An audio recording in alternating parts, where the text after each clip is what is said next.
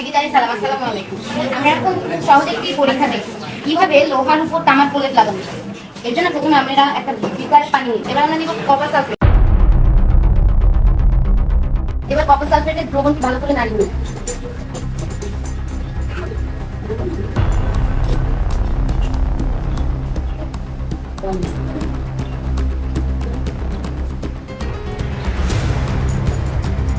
আমরা জানি কপার সালফেটের রং নীল, তাই কপার সালফেটের দ্রবণ হবে নীল রঙের। এবার এর মধ্যে আমরা একটি পেরেক ডুবিয়ে দিব। পেরেক কিছুক্ষণ অপেক্ষা করব। মজার একটি ব্যাপার দেখা যাবে, লোহার পেরেকের উপর তামার আস্তরণ করছে। লোহার গুঁড়ো দিব। আমরা জানি লোহার গুঁড়ো কালচে রঙের। কিছুক্ষণ অপেক্ষা করব। একটি চামচের মাধ্যমে লোহার গুঁড়োগুলোকে উপরে উঠিয়ে নিব।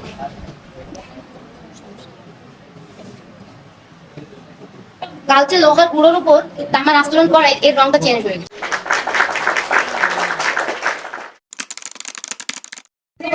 আমার সামনে সবাইকে জানাই আসসালামু আলাইকুম। আমি বিশাল মাধ্যমিক বিদ্যালয়ের দশম শ্রেণীর বিজ্ঞান শাখার একজন ছাত্রী।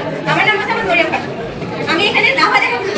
আমি তো ভুলেই গেছি, আমার পক্ষে তো লাভা নিয়ে আসা সম্ভব না, এজন্য আমি লাভা দেখাবো। এই জন্য আমাদের লাগবে একটি বিকার, কিছুটা পানি, কিছু তেল এবং ফুড কালার। এখানে আমি বিকারের মধ্যে কিছুটা পানি নিয়ে তারপরে এর মধ্যে আমরা সয়াবিন তেল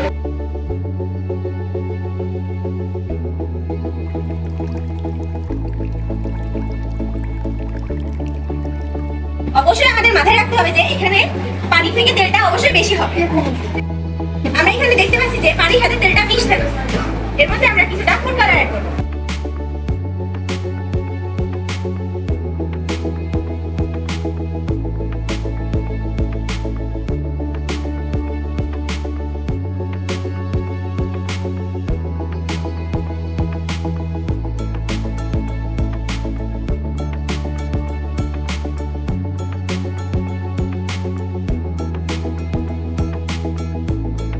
এখানে আমরা দেখতে পাচ্ছি যে তেলের সাথে ফুড কালারটা মিশছে না, কিন্তু কিছুক্ষণ পরে এখানে ফুড কালারটা পানির সাথে মিশে যাবে।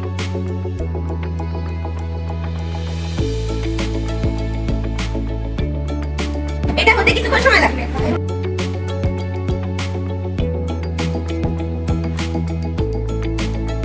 আমরা দেখতে পাচ্ছি যে এখানে পানির সাথে ফুড কালারটি মিশা শুরু করে দিয়েছে।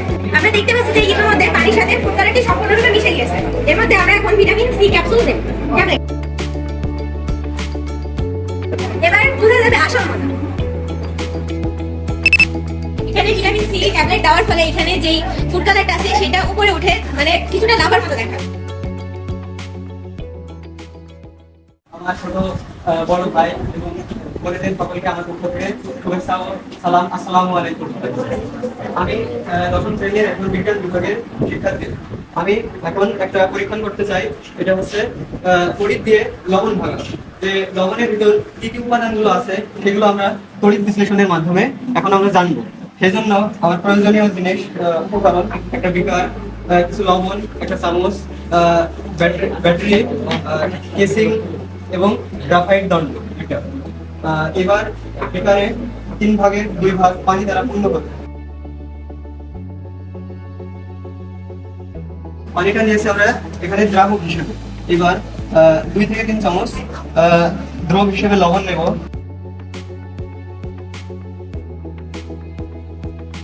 ভালো করে এটা মিশিয়ে নেব।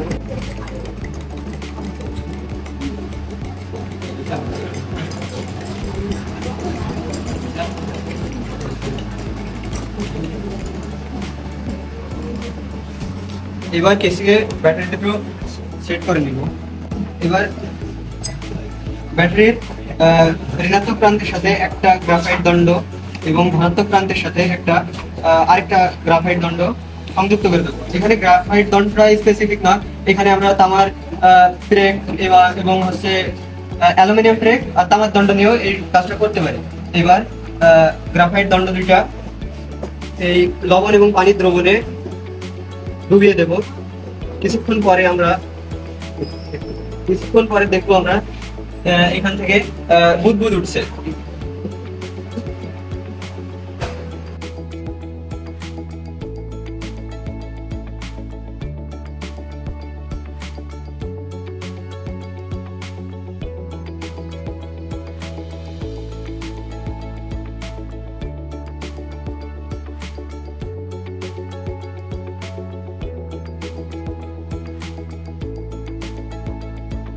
আমরা জানি খাওয়ার লবণ মূলত সোডিয়াম ক্লোরাইড। সোডিয়াম ক্লোরাইড পানিতে দ্রবীভূত হওয়ায় সোডিয়াম ধনাত্মক আয়ন এবং ক্লোরিন ঋণাত্মক আয়ন দান করছে। সোডিয়াম হচ্ছে ঋণাত্মক প্রান্তের দিকে যাচ্ছে এবং ক্লোরিন ধনাত্মক প্রান্তের দিকে যাচ্ছে। মূলত যেটা হচ্ছে ধনাত্মক প্রান্ত সেটা হচ্ছে ক্যাথোড এবং যেটা ঋণাত্মক প্রান্ত সেটা হচ্ছে অ্যানোড। এখানে এই জন্য ক্লোরিন গ্যাসে পরিণত হচ্ছে এবং সোডিয়াম ধাতুতে পরিণত। সামনে উপস্থিত আমার সম্মানীয় শিক্ষক, ছোট ও বড় ভাই বোনদের আমার পক্ষ থেকে জানাই সালাম। আসসালামু আলাইকুম। তোমরা তো এতক্ষণ অনেক পরীক্ষণই দেখলে, এবার আমি অনেক মজার একটা পরীক্ষা দেখাবো। আমার এই পরীক্ষাটার নাম হচ্ছে কয় মিটার। এর জন্য আমার যে যে উপকরণ লাগবে সেগুলো হচ্ছে একটি প্লেট, একটি গ্লাস, ফুড কালার, একটি ড্রপার এবং একটি কয়েন। তো আমি এবার আমার পরীক্ষণটা শুরু করব। প্রথমে আমি একটা কয়েন নিয়ে নেব, এরপর আমি প্লেটের এক পাশে কয়েনটা রেখে দেব। এরপর আমি প্লেটে পানি ঢালব। পানির পরিমাণ এমন হবে যাতে কয়েনটা পানির নিচে থাকে। এরপর আমি একটা ফুড কালার নেব, দিয়ে এক ফোঁট।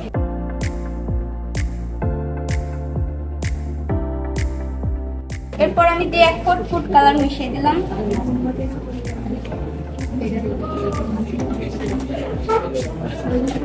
এরপর আমি ড্রপার দিয়ে ভালোভাবে এটাকে মিশ্রণ করে নেব।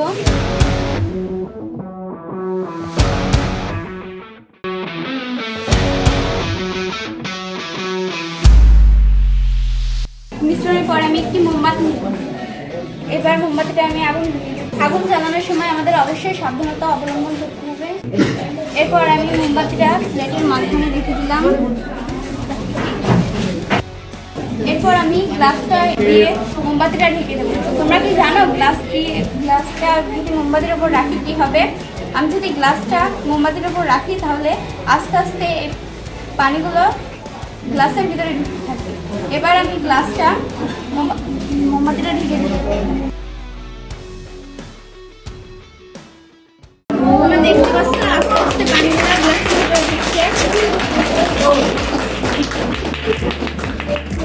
যখন মোমবাতিটা লিখে যাবে তখন আপনা আপনি পানিটা বেরিয়ে যাবে। এর কারণ গ্লাসে যতক্ষণ অক্সিজেন ছাড়া আগুন জ্বলে না। যতক্ষণ গ্লাসের ভিতরে অক্সিজেন থাকবে ততক্ষণ মোমবাতিটা জ্বলতে থাকবে। আর যদি অক্সিজেন কমে যায় তাহলে মোমবাতিটা লিখে যাবে।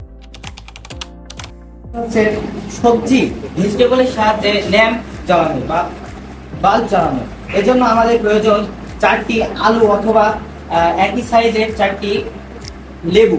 আমরা এখানে 4টা আলু নিয়েছি এবং আমরা এই আলুতে যোগ করার জন্য 4টা কপার দণ্ড এবং 4টা অ্যালুমিনিয়াম পেরেক সংগ্রহ করেছি। এরপর আমরা 4টা কপার দণ্ডকে 4টা আলুতে স্থাপন করব।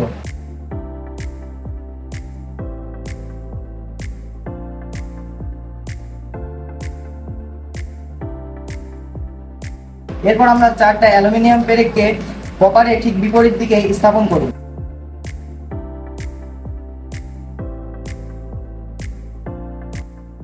অবশ্যই আমাদের বিদ্যুৎ জ্বালানোর জন্য ইলেকট্রন প্রবাহ করতে হবে। ইলেকট্রন প্রবাহের জন্য আমাদের দরকার তার। এজন্য আমরা ক্লিপযুক্ত 4টা তার সংগ্রহ করেছি। এবার আমাদের ধাতব দণ্ডের সাথে ধনাত্মকটি যুক্ত করবো যাতে আমরা ঋণাত্মক চার্জ গ্রহণ করতে পারি এবং তারই বিপরীতভাবে আমরা অ্যালুমিনিয়াম পেরেকের সাথে ঋণাত্মক ক্লিপ যোগ করবো যাতে আমরা এখানে ধনাত্মক চার্জ গ্রহণ করতে পারি। আমরা 4টাই ঠিক এইভাবে কাজ করব।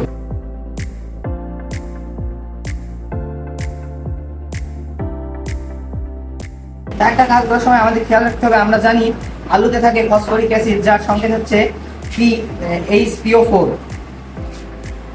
আলুতে থাকা রসের কারণে রসে থাকে বিভিন্ন ধরনের লবণ, পানি, যার কারণে আমাদের ইলেকট্রন প্রবাহ হবে। আমরা জানি ধাতব দণ্ড সবসময় ইলেকট্রন প্রবাহ করে। এর জন্য আমরা ধাতব দণ্ডে ইলেকট্রনটি লাইটের ছোট পা এর সাথে যুক্ত করব। এবং ধনাত্মক প্রান্তটি বড় সাথে যুক্ত করব। এরপর আমরা দেখতে চলেছি এটা জ্বলেছে কিন্তু খুবই সামান্য পরিমাণে, কারণ আমাদের লাইটের চার্জ, ব্যাটারি থেকে যে চার্জ পাচ্ছি আমরা সেটা সম্পূর্ণ পাচ্ছি না, যার কারণে আমরা লাইটটা অল্প পরিমাণে জ্বলছে।